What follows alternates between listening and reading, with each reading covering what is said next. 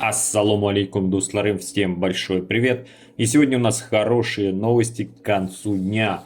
Россия хочет отменить регистрацию полностью, цены ПЦР в аэропорту будут ниже, и узбекские авиалинии открывают еще международные рейсы. Если такие новости ждете, ставьте лайки, подписывайтесь на канал. Ну а мы начинаем. Самое важное для всех мигрантов — это регистрация. С нее начинается жизнь в Российской Федерации, от нее зависит патент, от нее зависят штрафы. Также милиция ловит мигрантов у тех, у кого нет этой регистрации заветной. И вот в России заговорили о реформе прописки. Регистрацию предлагают отвязать от жилищных прав и сделать ее реально уведомительной.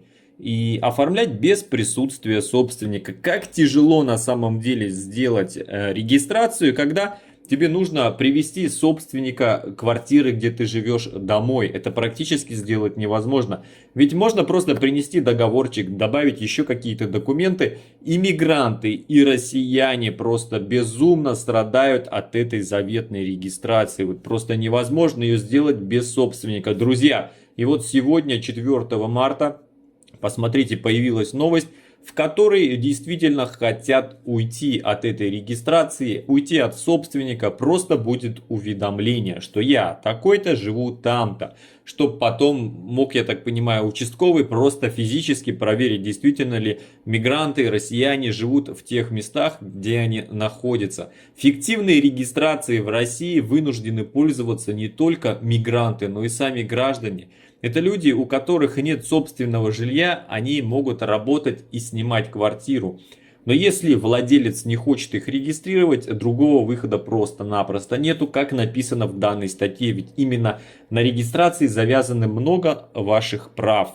То есть это и детей отдать в школу. Лично сам просто сталкивался с таким моментом, что если у тебя нет регистрации, отдать ребенка практически невозможно. Правозащитники предложили 6 пунктов, которые помогут решить проблему, сделать регистрацию всеобщей. Как в Англии, у них вообще нет какого параметра привязки к городу, к деревне, может быть еще к чему-то либо. А у них есть просто гражданин и все, никаких регистрации тебе, ничего. Свои идеи они обсудили в профильном ведомстве в ходе круглого стола, как преодолеть неизбежность фиктивной регистрации, которой вынуждены пользоваться и мигранты, и россияне. Друзья, напишите, пожалуйста, как тяжело и кому вот из вас было действительно с этой регистрацией очень тяжело. Объяснить хозяину квартиры, что ты делаешь эту регистрацию только для того, чтобы оформить документы, патенты и еще какие-то вещи. Но те же собственники жилья, конечно, переживают по этому поводу. Они считают, что регистрация в дальнейшем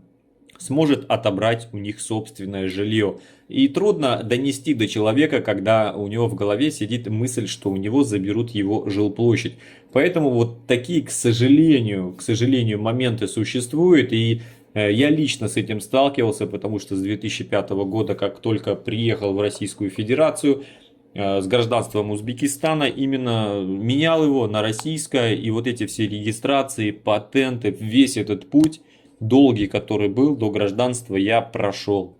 И действительно сделать легальную регистрацию практически невозможно, если хозяин у тебя неадекватный. То есть, ты снял жилье, и ты ему не объяснишь в этом никогда. А любой участковый, он обязательно проверит, если ты зарегистрируешься в этом же городе, даже в этом городе, но зарегистрируешься в каком-нибудь другом адресе, все, тебя в любом случае оштрафуют вплоть до выдворения.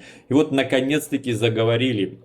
Еще президент Федерации мигрантов России об этом говорил, что хотят упразднить они именно регистрацию, вообще, чтобы ее не было, либо она была какого-то такого характера уведомительного. Но посмотрим. Пока, друзья, пока вот в таком формате идет эта новость, надеемся, что в ближайшее время действительно ее отменят и все будет хорошо. Вторая новость — тесты ПЦР. Это узбекистанцы, мои подписчики, сталкивались с таким моментом, когда они сдают тест ПЦР в Москве, летят в Ташкент и там сдают тест ПЦР по 300, по 200 тысяч сумм. Спецкомиссия распорядилась сегодня провести повторный конкурс среди лабораторий для экспресс-тестирования на коронавирус в аэропортах Узбекистана. На это повлияют многочисленные жалобы на качество и дороговизну процедуры. Самое главное, очень дорого. Друзья, видите, жаловались люди, что не могут они сделать нормально тест ПЦР по слишком дорогой цене. 2 часа я делал, говорит, в Москве, и сейчас прилетел в Ташкент, опять делаю этот тест ПЦР за 300 тысяч суммов. Согласно новым условиям, комиссия рассмотрела этот вопрос, цены будут проведены. За проведение теста ПЦР с учетом НДС не должна превышать 100 тысяч суммов. Для студентов и того меньше 50. Стоимость ПЦР вообще она действительно нужна. И без нее пока никуда мы не обойдемся. И если вдруг получится, что стоимость будет 100 тысяч суммов, я думаю, будет хороший показатель. И когда ты прилетаешь домой с Российской Федерации, да, у тебя есть какие-то деньги, но ты 2 часа назад делал тест в Москве, и сейчас ты еще за 300 тысяч должен делать тест и в Узбекистане. Вот такая новость тоже у нас есть. Ну, еще одна интересная, конечно же, новость. На официальном сайте узбекских авиалиний появилась новость об открытии регулярного авиасообщения между Самаркандом и Стамбулом. Друзья, посмотрите, эта новость у нас. Компания Uzbekistan Airways объявляет о начале регулярного авиасообщения с 29 марта по 3 раза в неделю, в понедельник, в среду и в пятницу. По этим дням будет у нас Самарканд-Стамбул. В 8 вечера по Узбекистану вылет из Самарканда, из Стамбула в Самарканд в 0:35. Действительно, продолжает узбекская авиакомпания расширять свой список. И все больше и больше становится возможностей и летать, и еще чего-то. И плюс авиакомпания «Узбекские авиалинии» объявила, что внутри Узбекистана тоже увеличивает обширно количество рейсов среди городов.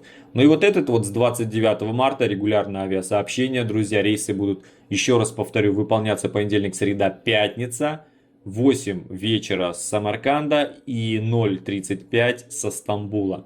Купить билеты можно на сайте авиакомпании, либо у агентов, которые продадут вам данные билеты. Вот такой вот сегодня получился вечерний выпуск новостей. Я думаю, в принципе, он вам понравился, потому что действительно регистрация это очень важно, без нее никак. Тесты ПЦР касаются всех иностранцев, которые прилетают, да и не иностранцев, и обычных других граждан других государств, не Узбекистана, в Ташкент, это их тоже касается.